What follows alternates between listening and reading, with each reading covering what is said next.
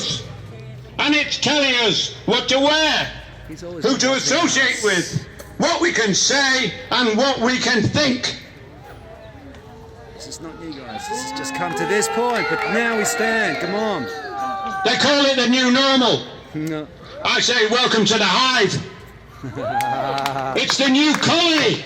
Yeah, the new colony. We had a colony here once. It didn't go down well back then, and we're not having it today. Nah, it's over. It's over. But propaganda works. Yeah. That's why the bad guys use it. And psychological torture works too. People are constrained. They are isolated. They are frightened.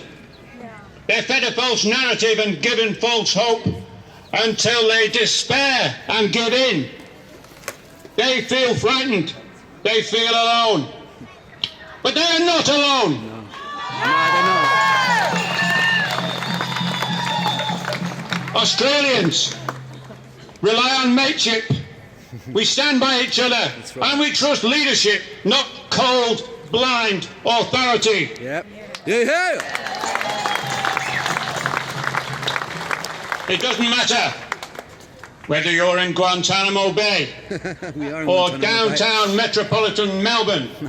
The MO is the same. Same. Been saying that, guys. Yep. Lock them all up. They're coming for all of us, every single one of us. Yep. They want us to feel alone and afraid because they can't deal with us all together. That's right. That's right. That's right. We have to get on the streets and stay on the streets. Yeah. All the streets will be taken from us. This is not Guantanamo Bay. It won't be. This is Australia. We are citizens, not de facto criminals. Hey, de facto criminals. That's using my words. That's awesome. As you all know, this is not about COVID. Nah, it's not. This is about our future. Yeah. That's right. Our children's future. And what it means to be a human being. Yeah. Today's not a protest. No.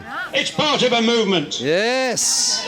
That movement will grow until it becomes a tide. Whoa!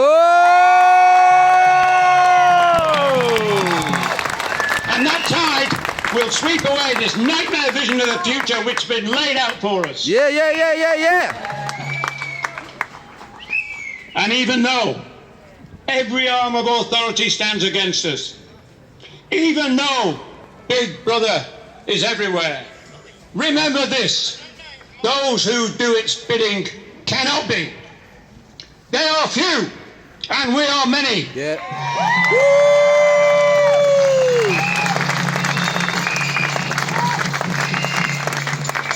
We need to stop this country from doing anything at all until it stops doing this to us. Hurrah! And we have the power. Yeah. If enough of us stand up, whether you are vaccinated or not, this is our country. Yeah. It's time we took it back. Yo.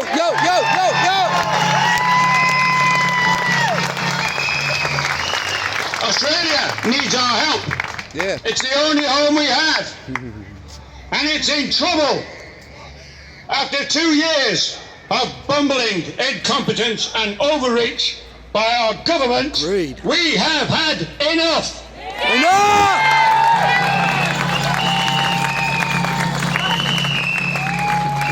We are sick of being told that this is an emergency. We are sick of being treated like imbeciles, like commodities.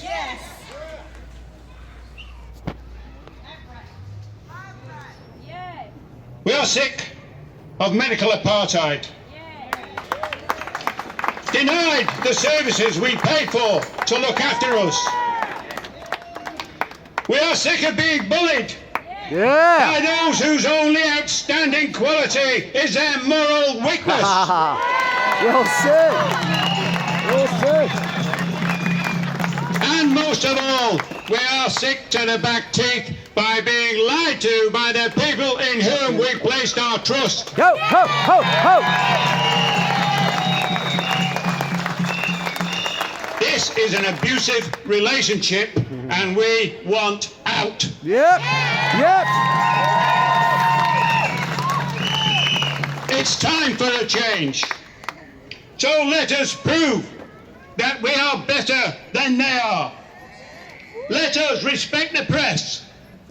Let us respect those who disagree with us when we encounter them.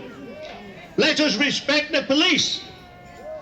I'll wager there is not one police officer around today who wouldn't have pulled another shift if he had the choice. Yeah! Let's march peacefully. Yep.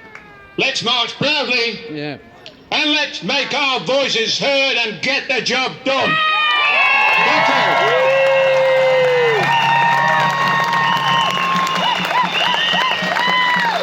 you. These are the heroes. What a legend. Our next speaker is going by the name Jane Citizen. Would you please come to the stage? Give her a round of applause. Yep. Also, we are marching at 1 p.m. So we're going to have Jane on and then we're going to sing an Australian classic and then we're going to hit the streets. So don't go anywhere. Go anywhere. Good afternoon, everyone. Thank you all for turning up. It's fantastic to see the increase in numbers from last time. And please be assured that for every one of you who is here, there's 2 or 3 that would like to have been, Yeah, but true. couldn't make it. That's right. Make no mistake, our movement is growing at an exponential rate. That's good to hear. Before I start Come on, my guys, you're speech, hearing this. there are some signs, some laminated signs and other signs to hold up all along here. Please feel free to come and help yourselves. Take what you want. We just ask that you to return it at the end so that it can be used for future marches. So I'm going to apologise now. I'm reading my speech and I'm going to speak quite fast. But I have a lot to say in a very short space of time and I don't want to miss a thing. Having said that, it is not you to whom I'm addressing my speech, because to do so is like preaching to the converted. Instead, I'm pitching my speech to my fellow Australian brothers and sisters whom fall in one of 3 groups. Group 1, people who are questioning the effectiveness of vaccination against COVID and the relentless pressure of the governments across Australia to force more and more people to be vaccinated against COVID. Group 2, people who believe that the governments are genuinely trying to act in our best interests.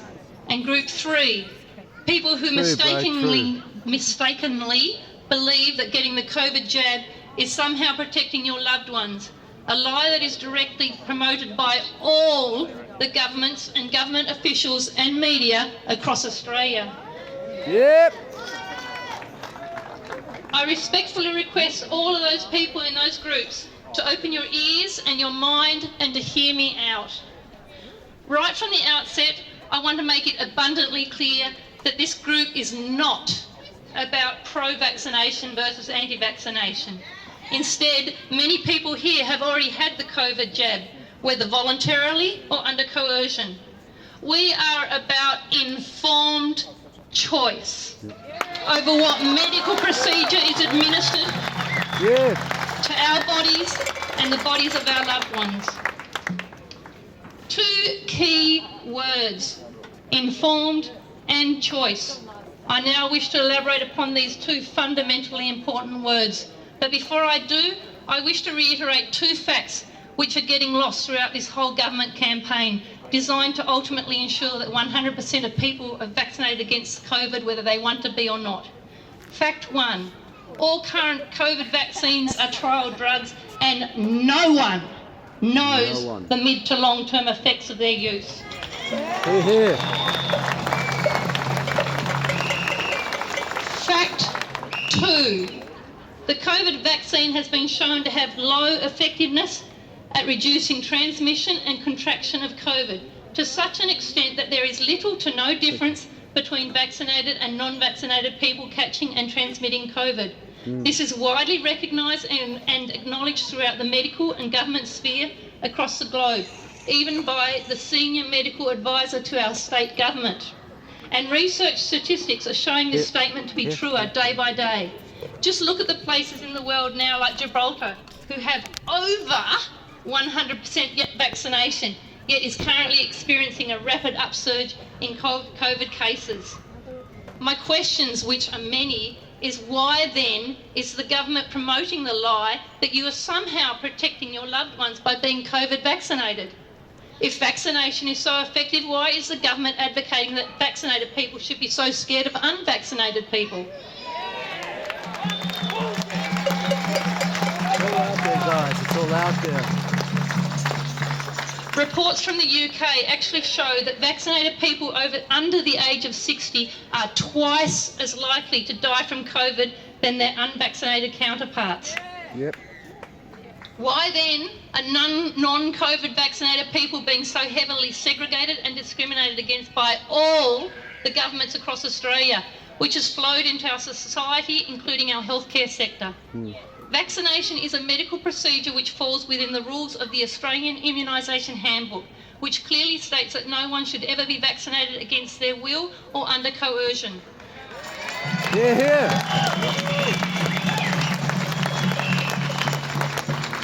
To mandate a vaccination is coercion. If you have the choice of get the jab or lose your job, it is coercion. Yep. And this is not only immoral and illegal, but it contravenes basic human rights. Yes. Sovereign as well, everything. Far out. At a time when our healthcare system is in crisis and we need every health worker on the ground, why is the government enforcing the sacking of all health workers who refuse to be bullied into getting the jab? Why are people who have not been vaccinated with the COVID vaccine being discriminated against in the medical system and denied medical treatment? I know of a situation where a young Indigenous woman on the northwest coast of Tassie was recently sent a letter by the Tasmanian Department of Health stating that they had been taken her off the top of the waiting list for a life-saving kidney transplant solely because she was unvaccinated for COVID. She is an incredibly sick person who receives daily kidney dialysis treatment in order to survive. Basically, she is damned if she does and damned if she doesn't. Yep. If she doesn't get the vaccination, she will surely die. And if she does, she is so sick that it could well kill her. Unfortunately, she is not alone. Sadly, there are many, many such cases of discrimination despite the fact that a non-COVID vaccinated person is no more or less of a threat to society than a fully vaccinated person with regards to catching and transmitting COVID. That's right. So Proof is out there. We keep talking about this. discrimination? Non-COVID vaccinated people pay their taxes, including their Medicare levy, and are equally entitled to receive access to full medical services. Yep. Even if you think that they are irresponsible for not being vaccinated and should therefore not receive medical treatment, particularly if they get COVID, Yep. are you then going to apply the same rules to people who need medical treatment due to injuries sustained because of their careless driving, getting cancer from smoking, having multiple health issues from overeating and or under-exercising, etc., etc.? The examples can go on and on. Where do you draw the line? Again, I ask the question, why the discrimination? Many, many people are experiencing adverse reactions, including death from the COVID vaccine. Just look at all the multiple stories over here. And this lady's sign. This is cases that are reported on the Therapeutic Goods Administration website. Many of these are not being recorded by the authorities. Just ask the retired tennis player Pat Cash about the example he's had of this with his mother. We are aware of many, many such cases, as are our fellow brothers and sisters here today. Can someone please raise their hand if they know of someone who has had an adverse reaction from the COVID vaccination? Need I say more? By the way, media, if you even report this in your news, please be honest with the numbers that are here and the numbers that have put their hands up. That's right. You may argue that having the vaccine reduces the risk of hospitalisation in the event of getting COVID and therefore helps keep Australians safe that way. My response to that argument is twofold. One, there are alternative treatments. And two, 99.95% of people who get COVID fully recover, most of whom do not require hospitalisation. Another statistic you never hear bandied around by the government and media, eh? By the way, getting COVID and surviving provides 7 times better protection from COVID than vaccination. Hear, hear. At this point in time, I wish to reference a document by a leading expert. The article is published by Quadrant Online on the 31st of October this year. It's titled, "We Can't Vaccinate This Pandemic Away." The author is Robert Clancy, and he's the emeritus Professor of Pathology at the University of Newcastle Medical School in Australia. He is also a member of the Australian Academy of Sciences COVID Expert Database. I'm going to read 2 short paragraphs from this article. It reads, open quote, 30 frontline doctors in Australia recently treated over 600 patients with COVID. The treatment strategy was ivermectin, IVM, with doxycycline and zinc. 5 patients required admission to hospital for progressive symptoms and there were no deaths. In a similar number of contemporary Australian patients not being treated with IVM, 70 were hospitalised and 6 died. A logical conclusion would be that these results demand attention, with Freedom Day in New South Wales expected to be followed by increases in COVID infection in hospital admissions, and IVM rollout would be a logical outcome. That this has not happened may well prompt the question, why is this so? The mainline press, which continues its refusal to report and interrogate the evidence, also fails the public by presenting IVM as the antichrist of the medicine cabinet. A complex set of events has come together. These events and how they affect COVID management and patient outcomes form the basis of this article. End quote. This is a highly informative, balanced, well-reasoned, rational article that I strongly recommend that you read and circulate. Please feel free to photograph each one of the 7 pages that was held up earlier on. Take it away, read it at your leisure and distribute amongst your networks, I ask. It addresses various medical, political and social issues, including alternative, proven, highly effective, cheaper and safer COVID treatments, which the Therapeutic Goods Administration have banned from being prescribed for the treatment of COVID. In fact, doctors have specifically been banned from even discussing alternative treatments with patients, and they will be and are being struck off for doing so. Why the silence? The money. Why the absolute refusal by governments to consider a cheaper, more effective and safer course of treatment using drugs proven to be safe? Why are they refusing the choice of these options over vaccination, which is an unproven, potentially very harmful trial drug? This is about money. Not to mention how exorbitantly more expensive the vaccination is in comparison to the alternatives, something we are paying for as taxpayers. My questions, why not the option of using alternative treatments? Why the silencing? Have you noticed that even Facebook and YouTube pull off any post which questions the effectiveness of the COVID vaccine? As discussed, many people have very good and genuine reasons for not wanting to be COVID vaccinated, and they are not irresponsible rebels. Our fellow brothers and sisters, even those who are fully supportive of the vaccine mandates, we beg you to open your ears and hear our message. Please, please take a stand against the division and discrimination that all our mainstream governments and officials and media are proactively promoting and leading. Please, please take a stand against the bullying and hate campaigns. United together as a nation, we will stand, survive and thrive, but divided we will fall. Please bring sanity into this insane situation. Please open your mind to look at the logic of what is going on here. This is not a conspiracy theory. These things are taking place in the open before our very eyes. I urge everyone here to think very carefully who you will vote for at the upcoming elections. What, next Research who stands for what and vote accordingly. One of the most powerful and insidious methods being used to promote this vaccine rollout is to create a climate of fear so everybody is terrified of the COVID virus and being contaminated by non-vaccinated people. Segregation and fear is the tool that has been used throughout history to create division and hatred. As a famous quote goes, all that is required for evil to prevail is for good people to do nothing. Yeah, that's Let right. us not be counted amongst those who do Hey!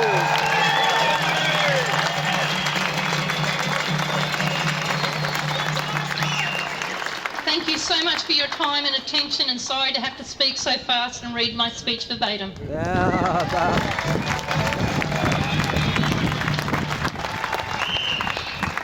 Thank you, Kelly Citizen. Who's ready to march? First of all, I would just like to remind everybody that we're coming back here after the march. We have some more entertainment and a couple of talks. There's also some areas to join up with Telegram sites. We need to keep connected so we can make some positive changes which are actually going to make things on the ground change. But right now I'd like to introduce Eddie, Talay and Ali and maybe another lady, Kelly, who are going to sing I Am, You Are, We Are Australian. All right, guys, I'm going to cut it out here. I'll catch you back on the march. So stay tuned and, look forward to catching up with you, and we'll get back on the podcast and work out something quick there.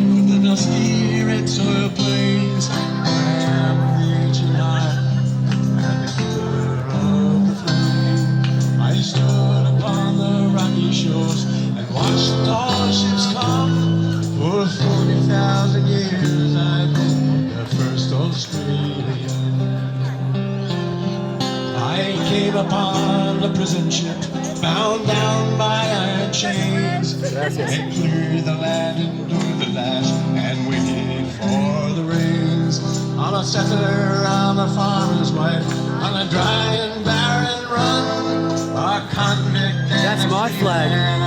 That's the ensign. That's my boys and girls flag there. I'm glad you're riding it upside down. It's a sailor's flag. The girl became a woman on a long and dusty road. I saw the journey to depression. I thought I could take home. I'm a bushy, I'm a battler. I am Australia. It's everybody's turn now. We are one. And we are ready. And from all the lands on earth we come, we share a dream and sing with one voice. I am, you are, we are Australia. I'm a teller of stories, I'm a singer of songs. I'm Ahmed, I'm a cheerer, and I hate the ghostly gums. I'm Clancy on his horse, I'm Ned Kelly on the run. I'm the one who wants to tell me I am Australia. Oh, now. I am the hot wind from the desert, I'm the black soil of the plains. I'm the mountains and the valleys, I'm the drought and flooding rains. I am the rock, I am the sky, the rivers where they run. The spirit of this great land, I am Australia. Everybody's turn. We are one, but we are many, and from all the lands on earth we come. We share a dream and sing with one voice. I am, you are, we are Australia. Do that one again, come on. I am, and we are many, and from all the lands on earth we come. We share a dream. oh, we shall dream. dream with one voice. I am, you are, we are Australia. I am, you are, we are Australia.